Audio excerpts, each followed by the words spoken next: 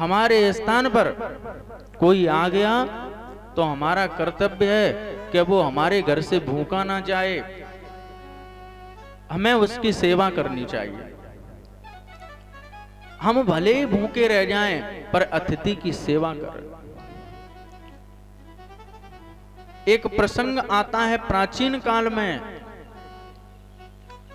अर्जुन ने भगवान श्री कृष्ण से प्रसन्न किया था कि हे प्रभु, आपने एक बार कहा था कि अतिथि देव होता है, पर आज तक पता नहीं चला वास्तविकता क्या है, सत्यता क्या है। वास्तव में कोई गृहस्थ अतिथि को देव मानता है? तो आज श्री कृष्ण अर्जुन को लेकर के जंगल की ओर गए थे और वहां जाकर के एक वृक्ष के नीचे बैठ गए छाया में। सर्दी का समय था और अर्जुन को भूख भी लग रही थी। भगवान की माया से अर्जुन की भूख तीव्र हो गई। अर्जुन बोले, भगवान मुझसे भूखा नहीं रहा जाता, मुझे भोजन चाहिए। उसी वृक्ष पर एक कबूतर और कबूतरी का परिवार रहता था और कबूतर ने सोचा कि मेरे पास, मेरे यहां कोई अतिथि भूखा है, भूख से तड़प रहा है, मैं उसकी सेवा नहीं कर सकता। वो कबूतर उड़ता हुआ गया और किसी गांव से एक अग्नि जलती हुई लकड़ी लेकर आया और जहां बैठे थे भगवान वहां पत्तों पर डाल दी। अग्नि जलने लगी।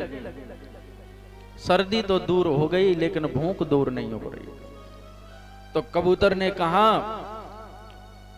कि मेरे चाहे प्राण चले जाएं पर मैं अतिथि की सेवा अवश्य करूंगा। और ये कहते हुए कबूतरी से कि तू अपने बच्चों के साथ सकुशल रहना, मैं अतिथि की सेवा के लिए अपने प्राण दे रहा हूं। और अग्नि में वो पक्षी गिर पड़ा। जब पक्षी वो अग्नि में गिर पड़ा और भुन गया, अर्जुन ने उसका भक्षण किया और उसके बाद जब कबूतरी रोने लगी,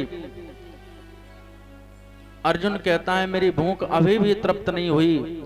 तो उसने सोचा कि मेरे पति ने तो प्राणों का त्याग कर दिया अतिथि सेवा के लिए, क्या मैं नहीं कर सकती? मैं जीकर भी क्या करूंगी? उसने भी अग्नि में प्राण त्याग दिए। उनके छोटे छोटे 2 बच्चे थे, वो भी अग्नि में कूद पड़े अतिथि सेवा के लिए। और कृष्ण कहते हैं कि अर्जुन, अब तुम्हारी भूख शांत हुई? बोले पता नहीं कहां से अचानक ये पक्षी इस अग्नि में जलकर नष्ट हो गए, लेकिन मेरी भूख तृप्त हो तो गई लेकिन पूर्णतः तृप्त नहीं हुई। बोले 4 प्राणियों की हत्या हो गई, 4 प्राणियों का भक्षण कर दिया, तेरी भूख शांत नहीं हुई? तेरी समझ में आया कुछ? बोले नहीं। बोले ये अतिथि सेवा है। इस पक्षी के परिवार ने अतिथि सेवा के लिए अपने प्राणों का बलिदान कर दिया।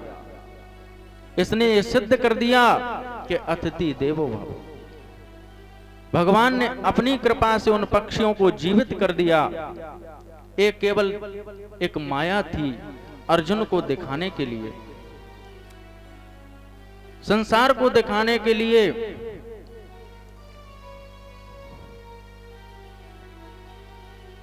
अतिथियों की जो सेवा करता है